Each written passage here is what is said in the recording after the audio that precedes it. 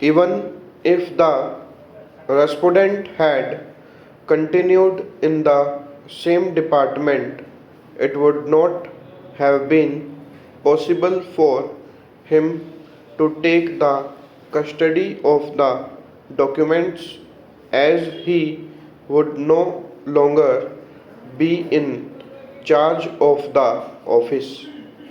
Furthermore, it is evident from the letter dated 19/11/2003 that the documents had to be collected from different offices and made available to the respondent.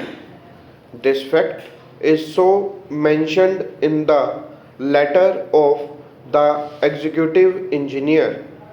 In such circumstances, we are unable to accept the submission of the learned counsel for the appellants that it was possible for the respondent to make an effective representation against the charge sheet. The last payment of the tender has been paid by the then executive engineer Shri Akashdeep Sonkar, and accordingly payment of rupees 19,000 was to be paid by check. Thereafter, you have made this payment through check at page 138 of the cash book part 73, entry number illegal has been made. You have deliberately made aforesaid entry in order to cause loss to the government and had made the payment twice through voucher number 142 for the amount 1,93,000, which has been changed to 1,34,000. Therefore, the payment of rupees 59,000, which has already been made shown to be not paid in the aforesaid entry. Para. In this manner, you have deliberately caused loss to the government by the fraudulent act conspiring for the same and had recovered rupees 59,000 from the contractor through voucher number 141, reason for which has been mentioned that rupees 59,000 has been deducted due to excess payment made for the work at Salon Jagatpur Road through voucher number 142.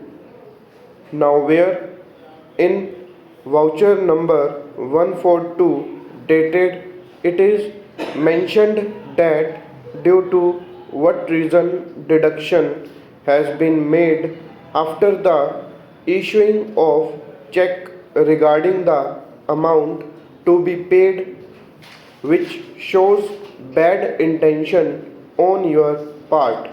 You have made wrong entries regarding deduction mentioned in the voucher amount, which is proved to be violation of Financial Handbook Section 5 Part 1 Para 4D and 83. Voucher number 141 proves that the divisional accounts officer has issued the check regarding the aforesaid payment passed by the assistant engineer.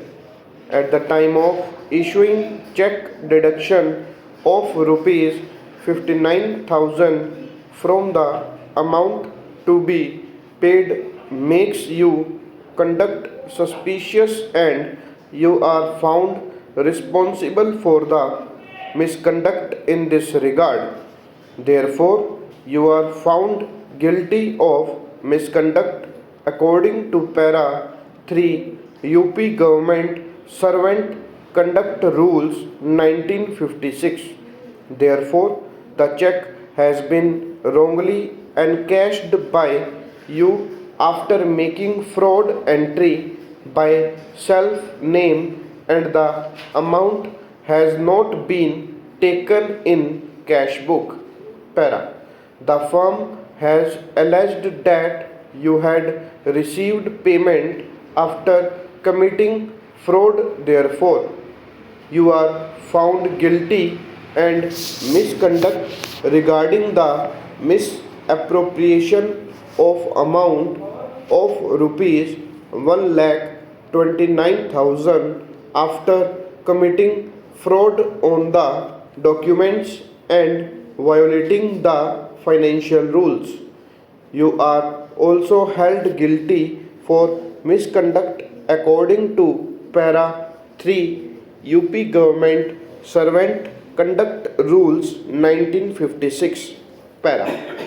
Case number 37-98 has been instituted for adjudication between Messrs. Indian Coal Suppliers versus Government of UP.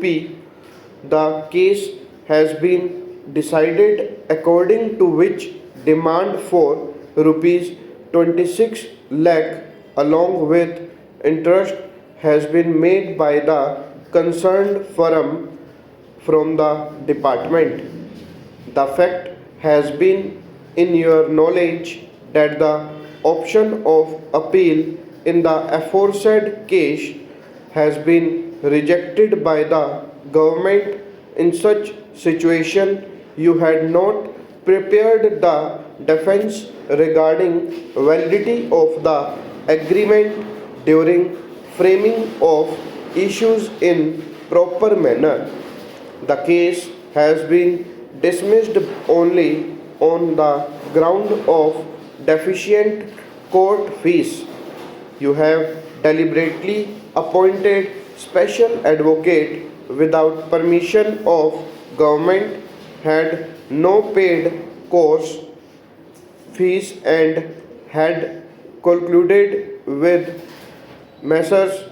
Indian Coal Suppliers to cause loss of rupees 26 lakh to the government by presenting weak case before the court in order to cause benefit to the contractor. A bare perusal of the aforesaid charges shows that the three charges were based on official documents or official communications. We have earlier noticed the relentless efforts made by the respondent to secure copies of the documents which was sought to be relied upon to prove the charges. These were denied by the department in flagrant disregard of the mandate of Rule 7, Sub Rule 5. Therefore, the inquiry proceedings are clearly vitiated, having been held in breach of the mandatory Sub Rule 5 of Rule 7 of the 1999 rules. Para.